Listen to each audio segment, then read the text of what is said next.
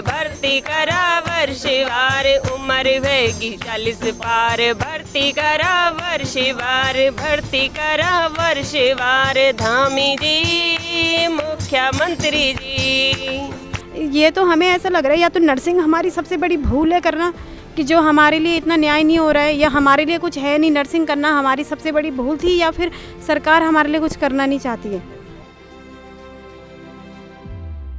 हमारे ही बैच के आधे लोगों को सरकारी सेवा में आने का जो मौका मिलता है वर्षवार के तहत मिलता है, आधे बच्चों के लिए आप एग्ज़ाम का पैटर्न कर रहे हैं, तो ये दोहरी नीति और शौचालय व्यवहार आखिर क्यों किया जा रहा है? आधे बैच के बच्चे जो सीनियरिटी बेस आपने लगाए हैं, जब 2014 में ही first nursing batch pass out हुआ है, तो वो जो पहले के बच्चे लगे हुए वो कहाँ से लगे हुए हैं, वो जो उनकी भर्तियाँ हुई हैं वो किस बेसिस पे हुई हैं, ना उसमें कोई आपने एक्सपीरियंस रखा है। तो बिना एक्सपीरियंस के आपने हॉस्पिटल में जॉब उनको दी है, तो उसका कोई क्राइटेरिया होना चाहिए था। आपने भर्तियों को तो कर दिया हॉस्पिटल में, अब आप शिकायत भी तो आपके ही द्वारा की जा रही है कि हमारे जो नर्सेज हैं, जब वो लोग घरों में बैठे हुए थे, उनके पास कोई एक्सपीरियंस नहीं था। आपने सरकारी सेवाओं में रखने से पहले, किसी की जान को हाथ में देने से पहले उनका एक्सपीरियंस चेक करना चाहिए था। समय क्या हुआ था कि जब स्टार्टिंग में 10 साल स्किप करने के बाद 2014 में हमारा बैच निकाला इन्होंने जीएनएम का, एंट्रेंस हुआ, चंदननगर में हमारा वेरिफिकेशन हुआ, डॉक्यूमेंट वेरिफिकेशन, तो हमको पोस्ट दी गई नैनीताल बीडी पांडे। तो मैंने जीएनएम किया, तो उस समय हमको ये बोला कि आपका 100% हो जाएगा, क्योंकि आप फर्स्ट बैच हो, ये मूल निवासी हो यहाँ के, आपका 100% हो जाएगा। लेकिन और हमारे साथ के 20 लोगों का बैच था, उसमें सबका हो गया, मतलब कैटेगरी वालों का सबका हो गया। हम सिर्फ 4 बच्चे 2014 के बचे हुए। अपने घर परिवार बच्चे छोड़ के सोचिए, हम कल से अपने बच्चों से बात नहीं की, उनसे मिले नहीं है, परिवार वालों से नहीं मिले, यहाँ पर बैठे हैं अनशन पे, भूखे बैठे हैं, इसीलिए बैठे हैं ना कि सरकार हमारी मांग को सुने। सरकार हम अभी तक कुछ नहीं किया है। आप महिला सशक्तिकरण की बात कर रहे हैं, हमारे पास तमाम महिला प्रकोष्ठ की यहाँ पे बीजेपी के कार्यकर्ता हैं, चाहे और भी लोग हैं। आप लोगों में से कोई भी, आप लोगों को 135 दिनों से ये नहीं दिख रहा है कि जो महिलाएं आज यहाँ पे धरने पे बैठी हुई हैं, आमरण अनशन पे बैठी हुई हैं। हमारी यहाँ पे एक महिला जो अधिकारी है उसकी तबीयत खराब हो रही है, तो ये महिलाएं कौन हैं? ये भी आपके प्रदेश की महिलाएं। इनकी सुध-बुध लेने के लिए आप ग्राउंड पे क्यों नहीं देख रहे हैं? क्या देहरादून में सहस्त्रधारा के एकता विहार धरना स्थल पर पिछले करीब 4 महीनों से भी ज़्यादा वक्त से प्रदेश के नर्सिंग बेरोजगार धरना दे रहे हैं, और ये धरना अब तेज होता दिखाई दे रहा है, एक बड़े व्यापक आंदोलन का रूप लेता दिखाई दे रहा है। इन नर्सिंग बेरोजगारों की मांगे हैं कि वर्षवार नर्सिंग भर्ती प्रक्रिया आयोजित की जाए, और कल 19 अप्रैल था, रविवार था, कल यहाँ पर 2 महिलाएं भूख हड़ताल पर बैठी हुई थीं, और आज उनमें एक और महिला शामिल हो गई। तो आज 3 महिलाएं यहाँ पर इस धरना स्थल पर भूख हड़ताल पर बैठी हुई हैं, और ये आंदोलन अब एक वृहद व्यापक रूप लेता हुआ दिखाई दे रहा है। तो इन लोगों से बातचीत करेंगे और जानेंगे कि क्या कुछ इन लोगों की मांगे हैं।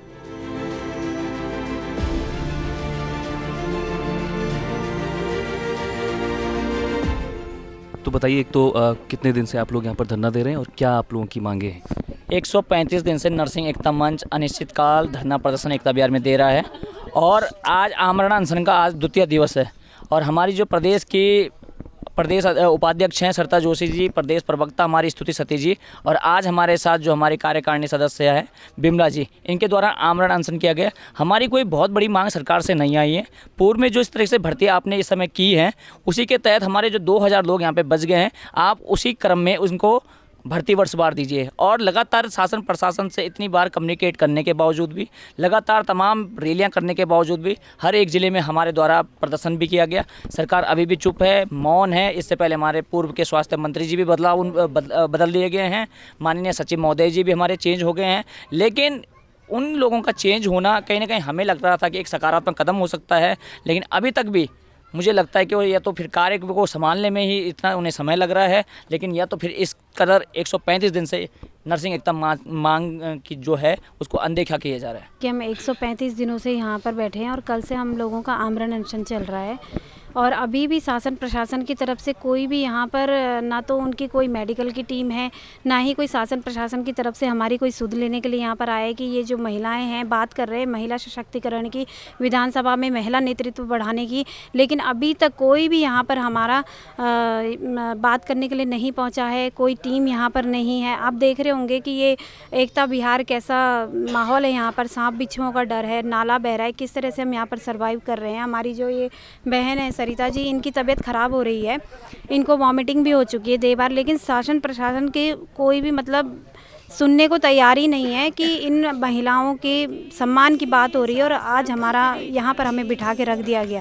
धामी जी, मुख्यमंत्री जी, मंत्री जी, स्वास्थ्य मंत्री जी, धामी जी, मुख्यमंत्री जी, सभी नर्सों की यही पुकार, भर्ती करा वर्षवार, उम्र होगी 40 पार, भर्ती करा वर्षवार, भर्ती करा वर्षवार, धामी जी, मुख्यमंत्री। और अब जो नए स्वास्थ्य मंत्री बने, हमें उनसे बहुत आशाएं थी कि वो हमारी कुछ पॉजिटिव रिस्पांस देंगे। हमारी जैसे आधे बैच के बच्चे जो सीनियरिटी बेस आपने लगाए हैं, जब 2014 में ही first nursing batch pass out हुआ है, तो वो जो पहले के बच्चे लगे हुए वो कहाँ से लगे हुए हैं, वो जो उनकी भर्तियाँ हुई हैं वो किस बेसिस पे हुई हैं, ना उसमें कोई आपने एक्सपीरियंस रखा है।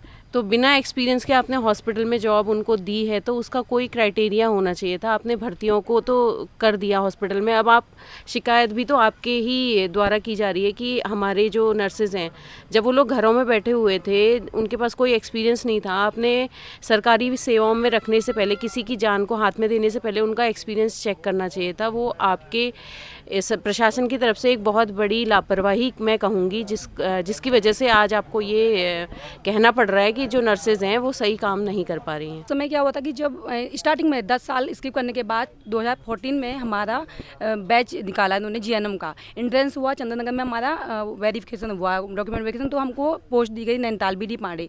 तो मैंने जीएनएम किया, तो उस समय हमको ये बोला कि आपका 100% हो जाएगा, क्योंकि आप फर्स्ट बैच हो, ये मूल निवासी हो यहाँ के, आपका 100% हो जाएगा। लेकिन और हमारे साथ के 20 लोगों का बैच था, उसमें सबका हो गया, मतलब कैटेगरी वालों का सबका हो गया। हम सिर्फ 4 बच्चे 2014 के बचे हुए हैं।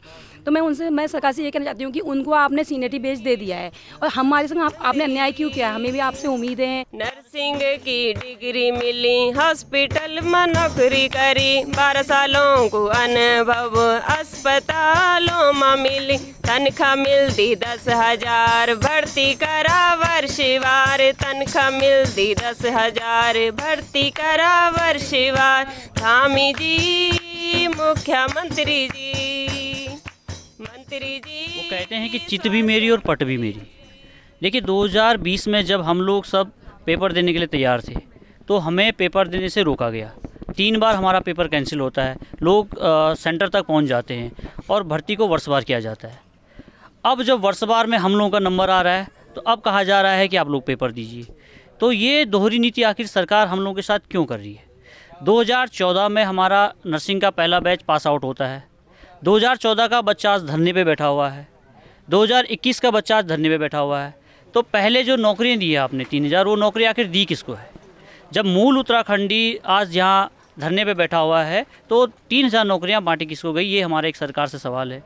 पिछले बार जब इन्होंने रिटर्न एग्ज़ाम निकाला था उस समय हम तैयार रेडी थे एग्ज़ाम देने के लिए। मैं पंजाब में, मेरे हस्बैंड पंजाब में जॉब करते हैं, मैं वहाँ रहती थी, तो मैंने रेलवे टिकट वगैरह सब करके हम तैयार हो गए थे। उसने एक दिन पहले इन्होंने एग्ज़ाम कैंसिल करवा दिया। पूरी तैयारी हमने कोचिंग वोचिंग सब लगा के इन्होंने कैंसिल करवा दिया। तो उस समय क्यों कैंसिल करवाया, कौन सा 2020 की बात है। उस समय मेरा बेबी मतलब छोटा ही था, फिर भी मैं बच्चे को छोड़ के मैं अपना पढ़ाई करती थी, मैंने सब कुछ छोड़ छाड़ के एंट्रेंस की तैयारी करी, सब कुछ करा। उस समय इन्होंने एंट्रेंस एक दिन पहले इन्होंने रिटर्न एग्जाम कैंसिल करवा दिया। शादी बच्चा ड्यूटी वेगी, घर वालों की जिम्मेदारी, मरीजों की सेवा करनी, अपनी होंद पेपर तैयारी, हाथ जोड़ी एक पुकार, भर्ती। हम लोग उसी प्रदेश के रहने वाले हैं। हमारे ही बैच के आधे लोगों को सरकारी सेवा में आने का जो मौका मिलता है वर्षवार के तहत मिलता है, आधे बच्चों के लिए आप एग्ज़ाम का पैटर्न कर रहे हैं। तो ये दोहरी नीति और शौताला व्यवहार आखिर क्यों किया जा रहा है? हमारी शासन प्रशासन ने सरकार से कोई पर्सनल दुश्मनी नहीं है, लड़ाई नहीं है। हमारी लड़ाई जो चल रही है उनकी दोहरी नीति के खिलाफ है। और हमारी जो मांगे हैं ये न्यायोचित मांगे हैं। हम कोई अलग से मांग नहीं कर रहे हैं, या हमारी मांग कोई गलत नहीं है। हमारी सरकार से एक सूत्रीय मांग जो सिंपल है कि वर्षवार जो आपने हमारे सीनियर्स को दिया है, हमें भी आप सीनियरिटी वाइज सरकारी सेवा में आने का मौका दें। यही हमारी सरकार से जो विनती है। हमें सभी जगह से मौखिक आश्वासन मिला है, 2 बार हम माननीय मुख्यमंत्री जी से भी मिल चुके हैं, और सभी जगह से हमें सिर्फ ओरली आश्वासन दिया गया है, तुम्हारे विषय में विचार किया जा रहा है, सोचा जा रहा है।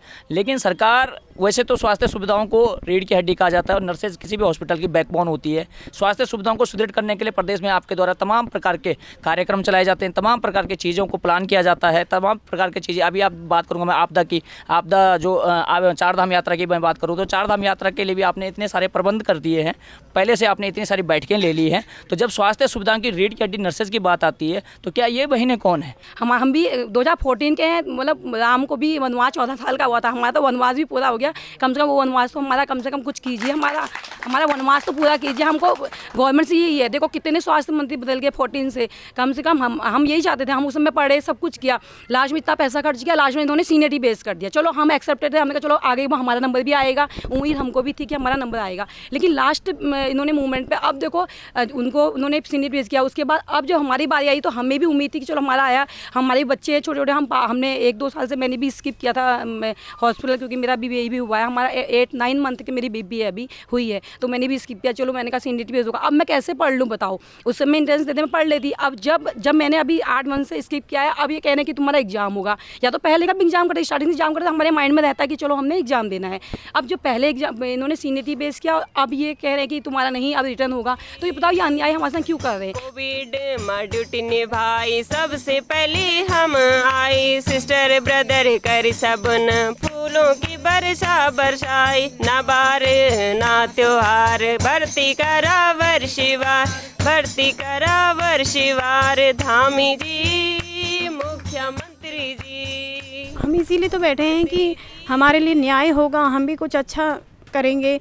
ये तो हमें ऐसा लग रहा है या तो नर्सिंग हमारी सबसे बड़ी भूल है करना, कि जो हमारे लिए इतना न्याय नहीं हो रहा है, या हमारे लिए कुछ है नहीं, नर्सिंग करना हमारी सबसे बड़ी भूल थी, या फिर सरकार हमारे लिए कुछ करना नहीं चाहती है। सरकार बिल्कुल भी सुनने को तैयार नहीं है। हम आज इस धरने को 135 दिन, जब स्वास्थ्य मंत्री जी थे धन सिंह रावत जी थे, पहले भी हमने बहुत चक्कर काटे। आज भी जब हमारे सचिव जी चेंज हुए हैं, हमारे स्वास्थ्य मंत्री सुबोध उनियाल जी हैं, तब भी हम चक्कर काट रहे हैं, लेकिन उनको मतलब बिल्कुल भी ये नहीं लग रहा है कि बच्चे परेशान हैं क्या है। तो देखिए सरकार, मैं आज यही कहना चाहूँगी, सरकार बनाने वाले भी हम ही हैं और गिराने वाले भी हम ही हैं। आने दिनों में अगर सरकार हमारी इन मांगों को पूरा नहीं करती है तो फिर वो परिणाम भी खुद ही देखने के लिए तैयार हैं।